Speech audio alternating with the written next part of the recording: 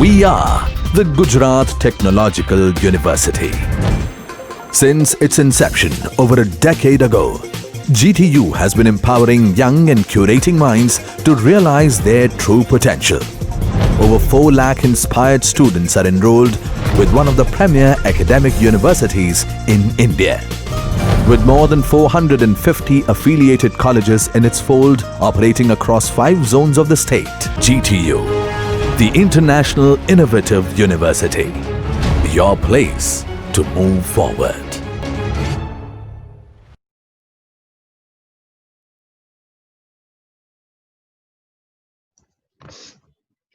Hello and welcome to the maintenance and rehabilitation of structures. It's a subject from GTU syllabus, diploma 6th semester, and subject code is 3360605.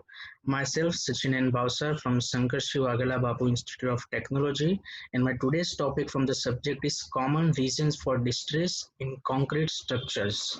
बहुत ही simple सा topic है और ये topic diploma civil के अलावा degree civil में 8 semester में भी बहुत यूजफुल होगा, क्योंकि काइंड ऑफ नेचर जो सिलेबस का है वो दोनों बहुत सिमिलर हैं. तो first topic of our common reasons वो है mistake in structure design and detailing. एक फिगर हमने दिया हुआ है जिसमें आप कॉलम का डिटेलिंग देख सकते हो. Mistake in structure design may cause distress in concrete. Sometimes while designing the concrete members, designer forget to calculate additional loads, or it may chances of mistakes in calculation which tends to create distress in concrete.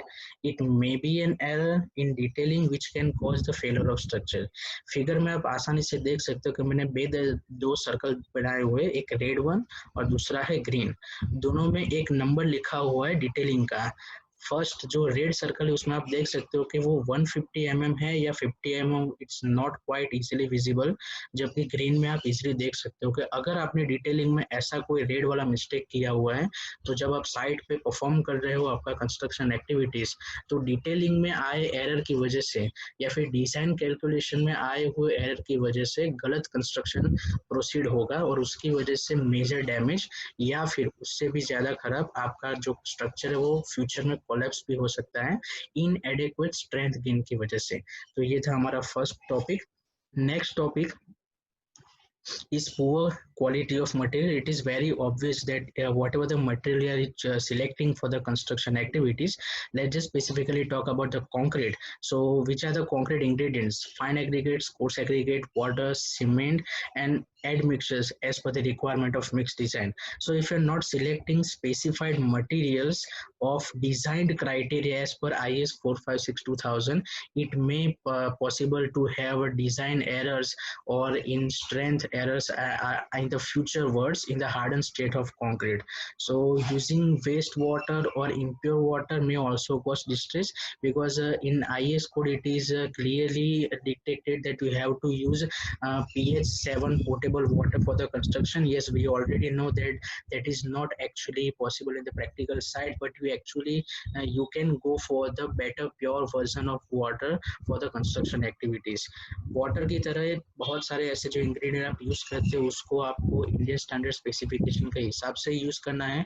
आप जब भी concrete को बनाने के लिए start करें procedure, चाहे वो हैंड मिक्स हो या फिर कंक्रीट मिक्स डिजाइन मिक्सर के थ्रू कर रहे हो, तो आप ध्यान रखें कि मिक्स डिजाइन के हिसाब से जो भी मटेरियल स्पेसिफिकेशन दिया गया हो उसी स्पेसिफिकेशन के हिसाब से मटेरियल को सिलेक्ट करें.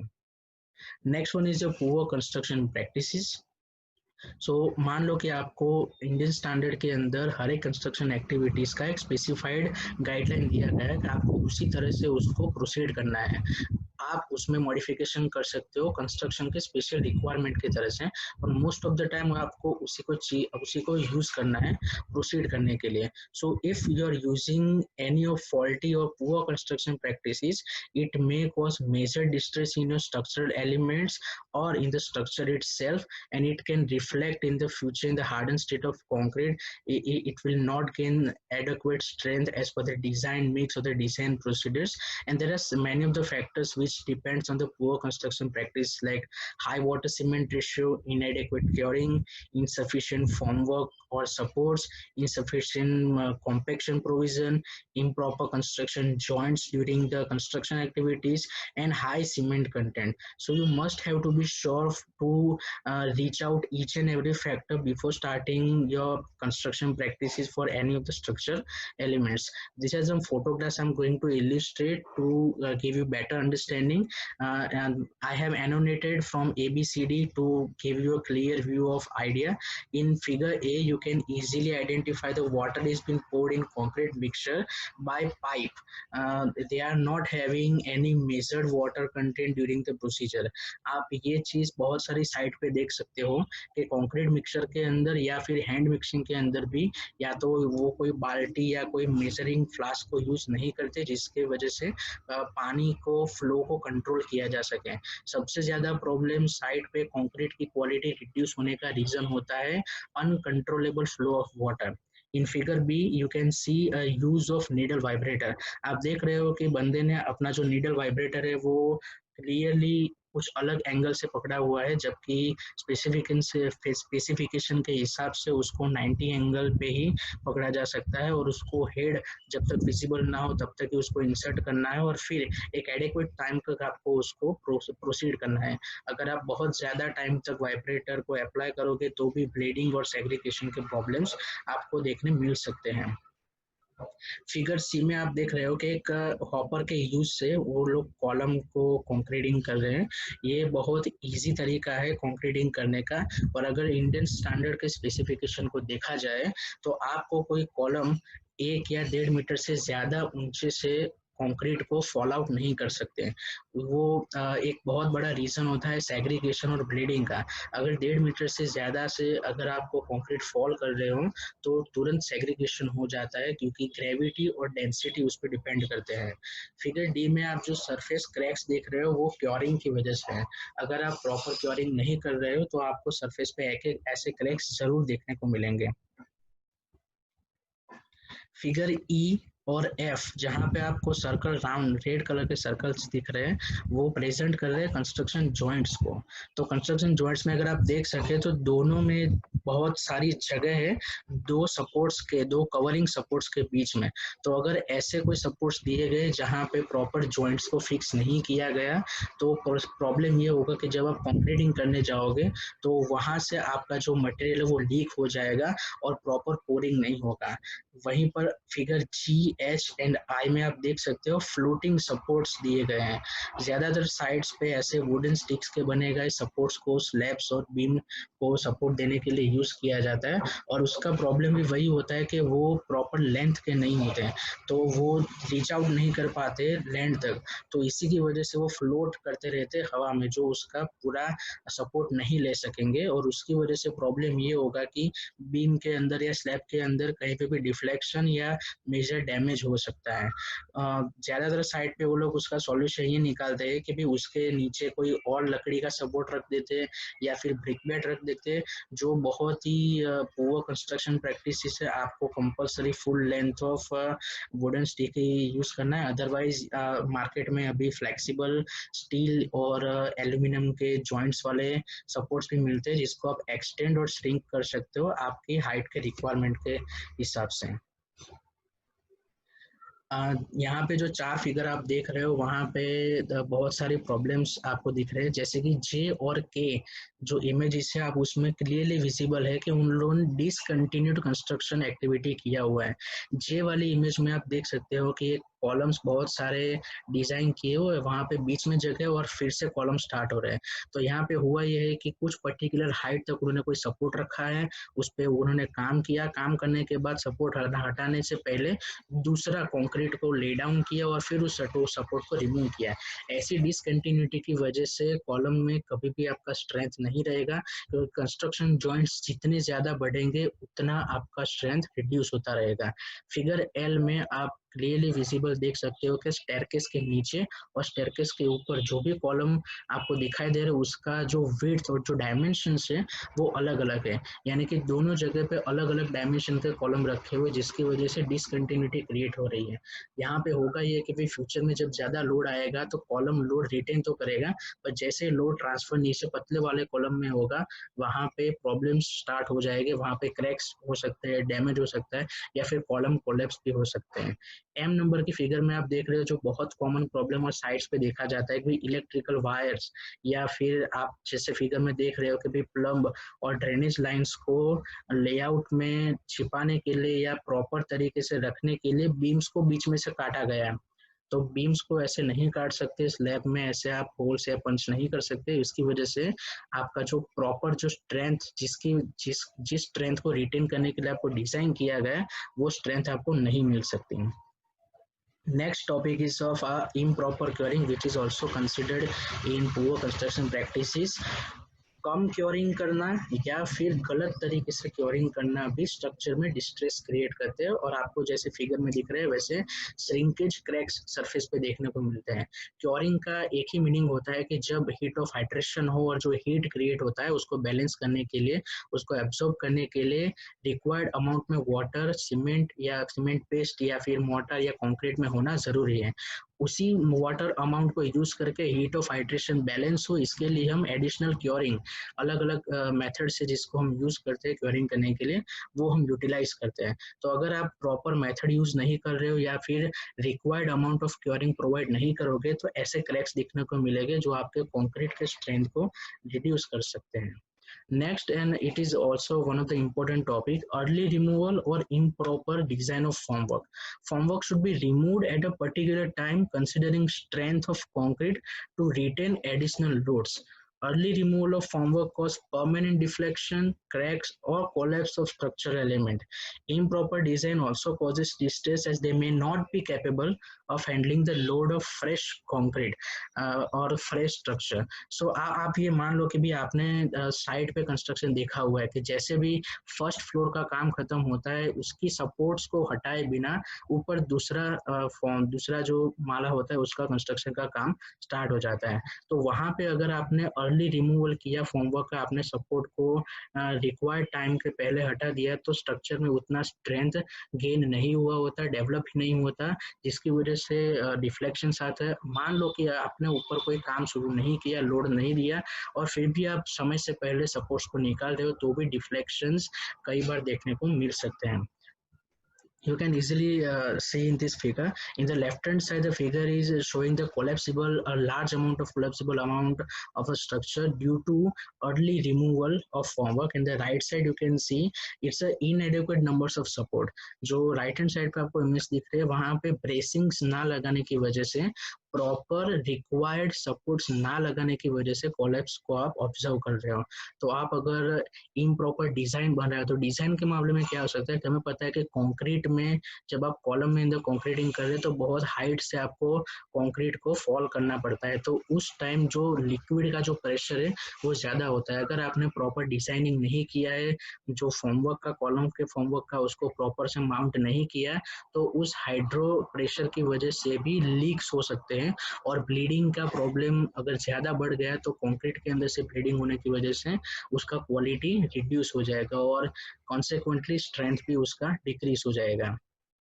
Next one is a settlement of soil.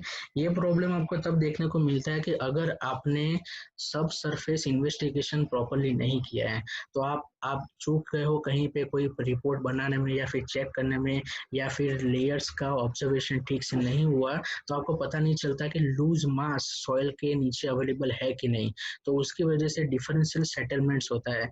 तो अगर ज़्यादा डिफरेंशियल सेटलमेंट हो या फिर एक्सेसिव सेटलमेंट हो तो एक पर्टिकुलर पार्ट टिल्ट होना शुरू हो जाता है, श्रिंक होना स्टार्ट हो जाता है, जिसकी वजह से क्रैक्स जनरेट होते हैं। दोनों ही फिगर में आप देख सकते हो कि डाउनवर्ड मूवमेंट्स में श्रिंक होने की वजह से सेपरेशन क्रैक्स आना स्टार्ट हो गई है मेसनरी स्ट्रक्चर्स में। अगर वहां पे कोई कॉलम होता तो उसमें टिल्ट इफेक्ट आ सकता है और उसकी वजह से स्ट्रक्चर कई बार कोलैप्स भी हो सकते हैं। तो ये एक मेजर प्रॉब्लम है जिसकी वजह से आपको सब सर्फेस इन्वेस्टिगेशन में ज्यादा इंपॉर्टेंस और फोकस देना पड़ेगा। Next one is the thermal variation. The cracks are generated from the thermal variation are different from the cracks caused by shrinkage. They found to be expand and contract with the change in temperature. In the mass concreting, cracks are mostly observed due to temperature difference of exterior and interior surface. हम सब लोगों को पता है कि हर एक material का thermal coefficient अलग अलग है कि भाई वो जो जो भी कोई मास है वो थर्मल एनर्जी को गेन करता है और उसको एक सरफेस से दूसरी सरफेस पे मूव करने के लिए अलाउ करता है. कंक्रीट भी एक ऐसा ही सब्सटेंस है जो थर्मल एक्टिविटी को सपोर्ट करता है. तो जब भी सरफेस पे अलग अलग तरह का टेम्परेचर चेंज होता है तो थर्मल कोएफिशिएंट पे डिफरेंस क्रिएट होता है और जो मटेरियल है वो एक्सपांड या कॉन्ट्रैक्ट होता है. इमेज के अंदर आप देख सकते हो दो अलग अलग फेजेस दिए गए, एक डे वाला इमेज है, एक नाइट वाला इमेज है. डे वाले पोर्शन में आप देखो तो जो समर का जो एक्सटीरियर आउटसाइड का जो टेम्परेचर दिखाया गया है वो highest up to 70 degree Celsius है और नॉर्मल विंटर का एवरेज 27 डिग्री. वहीं पे इंटरनल जो आपका जो टेम्परेचर चेंज है वो समर में 27 और विंटर में 15 डिग्री के सेल्सियस के अराउंड है. तो उसमें जो आउटसाइड सरफेस है वहां पे कंप्रेसिव स्ट्रेसेस क्रिएट होते हैं जिसकी वजह से एक्सपांशन होता है मटेरियल्स का. उसी के कॉन्ट्रैक्शन पोर्शन में नाइट में जब टेम्परेचर डाउन होता है तो वहां पे टेंसाइल स्ट्रेसेस क्रिएट होते हैं. एक ही सरफेस पे कॉम्प्रेसिव और टेंसाइल दोनों स्ट्रेसेस क्रिएट होने की वजह से एक्सपांशन एंड कॉन्ट्रैक्शन होता है जो मटेरियल उसको रिटेन नहीं कर पाते और उसकी वजह से वहां पे मेजर क्रैक्स आपको देखने को मिल सकते हैं. Next one is a chemical reaction. Cracks are developed in hardened stage of concrete due to chemical reaction. Alkali aggregate reaction causes local expansion and contraction which resulting formation of tensile stresses. Other than alkali aggregate reaction, chloride attacks, sulfur attacks are also the reason for damage in concrete. ये हमने already पढ़ा हुआ है concrete technology में 4th semester में कि alkali aggregate reaction की वजह से ऐसे केमिकल्स तैयार होते हैं जो अंदर एक फॉर्मेशन तैयार करते हैं, जो फॉर्मेशन हीट क्रिएट्स करते हैं और उसकी वजह से स्ट्रेसेस जनरेट होते हैं और वही स्ट्रेसेस कंक्रीट के अंदर क्रैक्स जनरेट करते हैं. Not only alkali aggregate reaction but chloride और sulfate content can also create the same effect. A figure में आप देख सकते हो जो क्रैक्स सरफेस क्रैक्स आपको देखने को मिल रहे हैं वो अल्कली एग्रीगेट रिएक्शन की वजह से है. वहीं पे बी और सी में क्लोराइड अटैक्स की कुछ फिगर्स मैंने इंटरनेट से ली हुई है जो आप देख सकते हो. वहां पे आप देख रहे हो कि भाई जैसे रेनफोर्समेंट बार पूरा का पूरा कोरोड हो जाता है वैसे ही रेडिश इमेज आपको देखने को मिल रही है. Next is the change in purpose or utilization of concrete structure. Change in use of structure or in other words change in purpose of structure leads towards damage or distress to the structure. For example, if any building is designed for residential purpose and if it utilized for the storage purpose then material will cause additional load. एक simple example है कि मान लो कि अगर आपने कोई structure design किया है एक फैमिली के रेसिडेंस के लिए और वहां पे आप गोडाउन या स्टोरेज की तरह यूज करोगे तो होगा ये कि जहाँ पे लाइव लोड अपने डिजाइन किए होगे उसी जगह मटेरियल का एडिशनल डेड लोड आ जाएगा और उसकी वजह से पहले तो ये कि आपका जो स्ट्रक्चर था वो ऐसा मटेरियल का डेड लोड लेने के लिए डिजाइन नहीं किया गया, यानी कि कंस्ट्रक्शन को आप ओवरलोड किए जा रहे हो जिसकी वजह से क्रैक्स और डैमेज होना ऑब्वियस चीज हो जाता है. तो जब भी आप उसका पर्पस चेंज करोगे, डिजाइन पर्पस चेंज हो जाएगा तो डैमेज होना ऑब्वियस चीज हो जाएगा. Corrosion of reinforcement. It's a electrochemical process in which metallic iron is converted to ferric oxide in the presence of oxygen, moisture, and sometimes chloride. Due to corrosion of steel, its volume increases and creates cracks in concrete. हमने ये बहुत बार देखा हुआ है पुराने structures में कि अगर वहां से जो नीचे का कवर है वो अगर उखड़ के गिर चुका है तो आप देख सकते हो कि ऊपर का जो रेनफोर्समेंट बार है वो पूरी तरह से कट चुका होता है. कई सारे इमेजेस में तो रेनफोर्समेंट गायब भी हो चुके होते हैं. तो फिगर ए में आपको देख रहे हैं कि केमिकल प्रोसेस दिखाया गया है जहाँ पे वाटर ड्रॉपलेट प्रेजेंट होते हैं, वहां पे एनोड क्रिएट होते हैं और दूसरी तरफ कैथोड क्रिएट होता है. जो वाटर ड्रॉपलेट है वो ऑक्सीजन की प्रेजेंस में OH- का मॉलिक्यूल जनरेट करता है और वही Fe2+ उसके साथ मिलके 2FeOH ट्वाइस आपका फेरिक ऑक्साइड जनरेट होता है जिसको आप बोलते हो या भाई रस्ट, जिसको आप नॉर्मल लैंग्वेज में बोल सकते हो, वो रेडिश कलर का होता है, इसके लिए हमें वो लाल कलर का दिखता है। फिगर 2 में आपका वॉल्यूम एक्सपांशन यानी कि इमेज बी में आप उसको इजीली देख सकते हो कि जैसे ही कोरोजन बिल्ड होना स्टार्ट करता है, क्रैक्स डेवलप होते हैं। कोरोजन के वक्त जो स्टील का अपना जो डायमीटर होता है उसके अलावा एक और लेयर बनता है, जो लेयर वहां पे वॉल्यूम पे होना पॉसिबल ही नहीं था, उसी की वजह से क्रैक्स जनरेट होते हैं और धीरे धीरे बॉन्डिंग कंक्रीट का स्टील से छूटता जाता है और इसी वजह से कई बार स्ट्रक्चर में जो कवर वाला पोर्शन होता है उसका बॉन्डिंग लूज होने की वजह से वो कोलैप्स हो जाते हैं। Drying shrinkage. Restrained drying shrinkage is a common cause of cracking in concrete. It is caused by the loss of moisture content from the cement bed.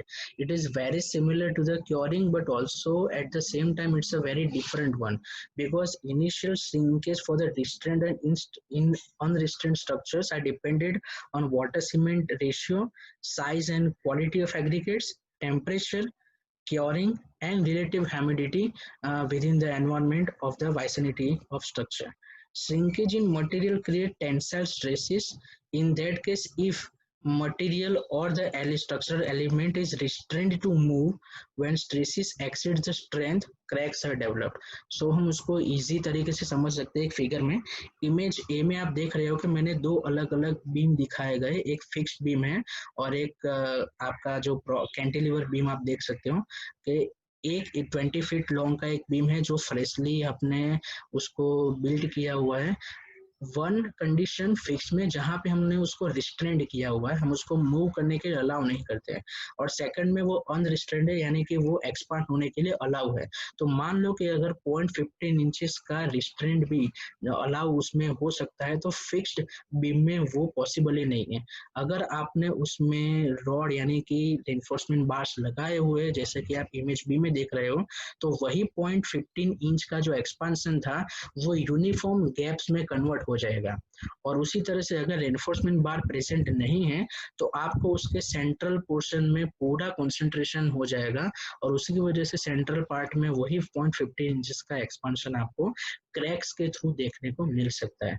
तो ड्राइंग श्रिंकेज एक बहुत बड़ा प्रॉब्लम है जो हो सकता है कि भी आप सीमेंट कंटेंट को प्रॉपर से कैलकुलेट ना कर रहे हो, मिक्स डिजाइन एरर की वजह से भी ये पॉसिबल है। Next one is your construction overloads. Loads during the construction are often severe than after construction. These overloads can damage and they result in permanent cracks, deflection or damage to the structure. Designer must be aware of load induced during the transportation, lifting and during the removal of formwork.